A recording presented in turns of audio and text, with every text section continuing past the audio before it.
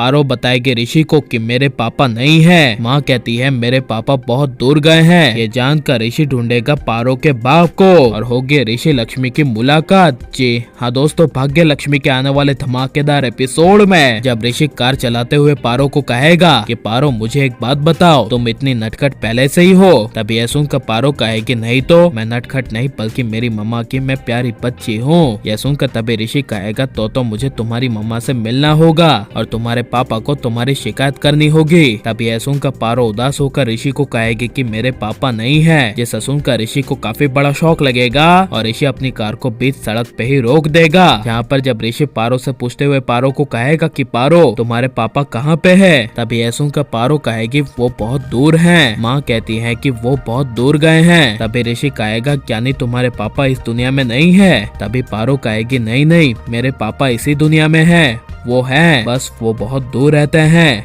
हम सबसे दूर रहते हैं, मम्मा से कभी मिलने नहीं आते। यह सुनकर तभी ऋषि को काफी बड़ा शौक लगेगा। यहाँ पर जब ऋषि अपनी कार घुमाकर पारो को लेकर वापस घर आएगा और पारो दौड़ती हुई घर के अंदर जाएगी, तभी नीलम पारो के पीछे पीछे आती हुई पारो को चिल्लाकर छोटी कहकर रोकेगी और नीलम पारो को कहेगी कि छोटी रुक, हमें तुम्हारा काम है। तभी यह सुनकर पारो रुक कर नीलम के पास जाकर नीलम को कहेगी कि मेरा नाम छोटी नहीं है, मेरा नाम पारो है। जिसे सुनकर नीलम को मन में काफी ज्यादा गुस्सा आएगा और पारो नीलम को कहेगी क्या आप हमेशा गुस्से गुस्से में रहते हो। माँ कहती है कि कभी गुस्सा नहीं करना चाहिए, जो गुस्सा करता है वो कभी जिंदगी में आगे नहीं बढ़ता। ऐसे उनका नीलम को मन में और ज्यादा गुस्सा आएगा। जहाँ पर जब पारो नीलम के सामने से दौड़ती हुई चली जाएगी, तभी ऋषि पारो के बारे में सोचते हुए अपने कमरे में जाएगा। तभी आयुष की नजर ऋषि पर पड़ेगी और ऋषि को परेशान देखकर आयुष ऋषि के पास आकर ऋषि को कहेगा कि ऋषि भाई क्या हुआ, आप जब बाहर गए थे तो बहुत खुश होकर गए थे, लेकिन अब क्या हो गया, कोई बात है क्या, आप इतने परेशान क्यों लग रहे हैं। कोई बात है तो ऋषि भाई मुझे बताइए, मैं आपकी कुछ मदद कर देता हूँ। यह सुनकर तभी ऋषि कहेगा कि आयुष कोई बात नहीं है, बस मैं पारो के बारे में सोच रहा हूँ। पारो ने कहा कि उसके डैड बहुत दूर जा चुके हैं, वो पारो के साथ उसकी माँ के साथ नहीं रहते, वो बहुत दूर हैं। तभी यह सुनकर आयुष को काफी बड़ा शौक लगेगा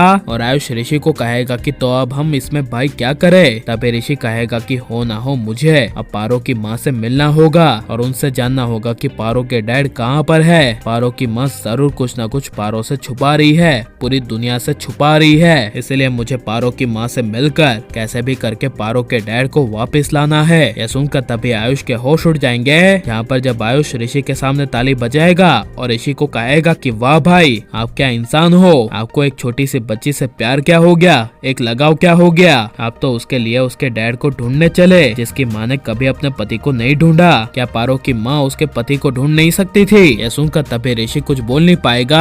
जहाँ पर जब आयुष ऋषि को कहेगा कि आप एक काम करिए, उसके डैड को कोई ढूंढने की जरूरत नहीं है, आप सीधे इनकी मॉम से ही बात करिए और कहिए कि पारो को हमें दे दे, अब से हम ओबरोस पारो की परवरिश करेंगे और पारो हमारे घर में ही रहेगी। यह सुनकर तभी ऋषि को काफी बड़ा शौक लगेगा और लेकिन ऋषि की मुलाकात अब लक्ष्मी के साथ होनी चाहिए क्या नहीं। और आपको ऋषि लक्ष्मी की जोड़ी किस तरह अच्छी लगती है, लव रोमांस करते हुए या फिर नोकझोंक करते हुए, ये सब हमें कमेंट में जरूर बताएं और आप प्लीज इस वीडियो को लाइक शेयर हमारे चैनल को सब्सक्राइब करें।